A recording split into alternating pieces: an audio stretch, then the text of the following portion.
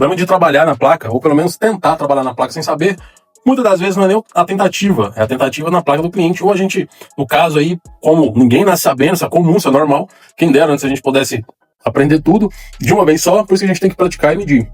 Trouxe essa CPU aqui, que chegou para mim do aparelho muito mexido, mas o problema da placa-mãe, o componente principal é a CPU, ele é o cérebro da máquina. O lojista que mexeu antes de mim aqui, o cara experiente com Android, porém com um iPhone não. Por algum motivo ele forçou muito essa placa. Quando eu peguei, foi lá interpôs, ressalva de solda, enfim. Então não tô aqui por julgar ninguém, né? A gente sabe como é que funciona e infelizmente não chega aparelho ainda virgem, né? Então infelizmente, ou felizmente, que o troubleshooter, né? A resolução de problemas é o que a gente vive aí. Só que eu quero falar para vocês, a CPU quando a gente desgasta, ó, dá para ver que esses pads aqui na lateral, o pad aqui no núcleo, quando eu levantei essa placa, né, a CPU, fiz a interpose e tudo, a placa estava com vários pads aqui que já estavam frágeis. Quando eu levantei ela, tomando o máximo cuidado, diminuir a temperatura, para você ter uma ideia, saiu com 390 graus. E, olha só, uma CPU, que eu tô acostumado a tirar aí com 430, 420 mais ou menos, sai com essa temperatura, eu vi que ela já saiu muito fácil. E quando a CPU sai muito fácil, já não é bom sinal. Aqui depois já tirei a resina, né, e tirei essa foto aqui para mandar pro lojista, já tinha tirado a resina, mas olha só, principalmente aqui, ó, e aqui tem muitos pontos de 2C. Olha o jeito que eu deixei essa CPU.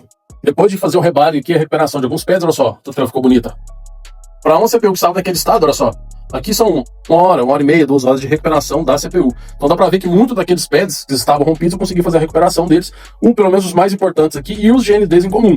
Não vai pensar que só porque é GND não coloca faz o jump lá e faz e raspa o ball lá. A importância de ter um bom microscópio também. E o que acontece? Aqui tem os pinos, quando você vê um GND isolado, você tem que recuperar ele, porque ele é o aterramento daqueles pads ali, dependendo das camadas. Então olha só, aqui deixa eu só afastar, dá pra ver uma recuperação aqui muito boa, devido ao estado aí do aparelho. Olha só, a preparação da placa.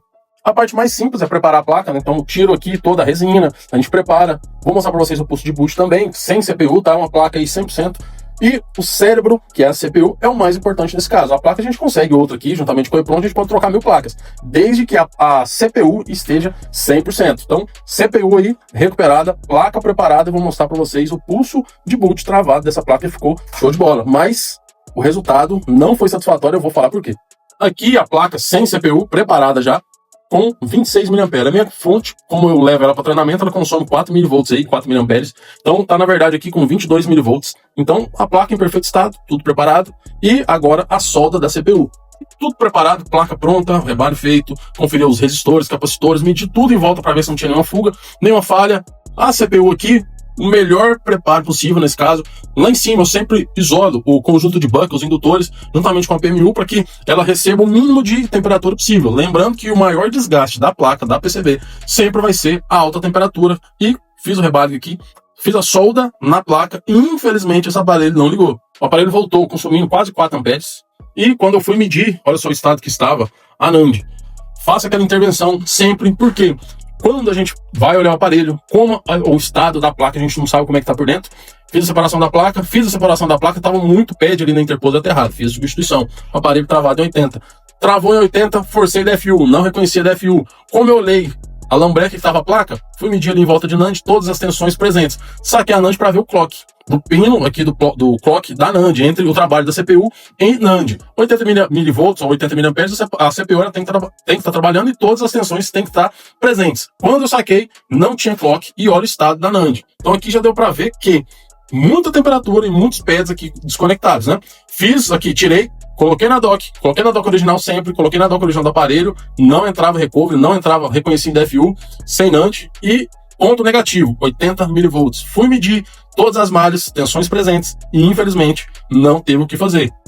Pelo estado da NAND, a NAND que está em cima e a CPU soldada logo embaixo, tipo aqui ó, aqui a NAND e aqui a CPU. Vou encher a tela e vou mostrar para vocês. Aqui a CPU, logo embaixo a PMU, correto? E a NAND está bem aqui em cima, isso é uma placa sucata que a gente pega como referência, certo? Eu sigo o esquema, mas como eu aprendi com o Janson, a gente sempre pega aí o valor de ter uma redundância nos reparos aí. Então o que acontece?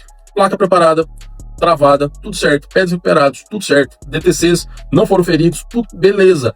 Porém, o que mata a placa? A quantidade de fogo. Sim, Alta temperatura mata e vai matar. Então o problema da gente, no caso, mexer sem saber e tudo, fica mexendo, tudo é com calor.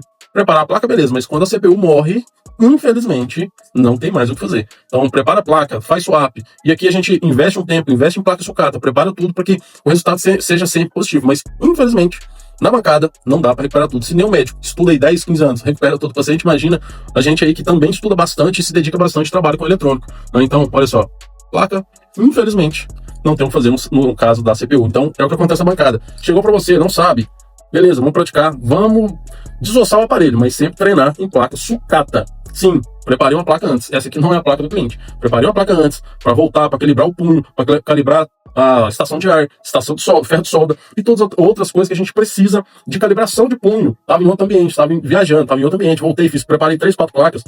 Já treinei também a placa do 16, deixei uma outra placa também, aqui ó, do 13 Pro Max, que é uma placa sucata boa para fazer aferição. Tinha uma placa que a Latam fez o favor de quebrar, mas eu usei ela aqui, ó, ela quebrou bem aqui do lado da PMU, fiz a PMU e também fiz a CPU para treino antes de ir para a placa do cliente. Então a gente não chega trabalhando direto na placa do cliente, tá? Então é muito importante aí também. Mas, enfim, infelizmente eu fiz o possível para que esse aparelho, que esse iDevice fosse recuperado, mas matar a CPU estufada, infelizmente, o cliente vai ter que comprar outro aparelho.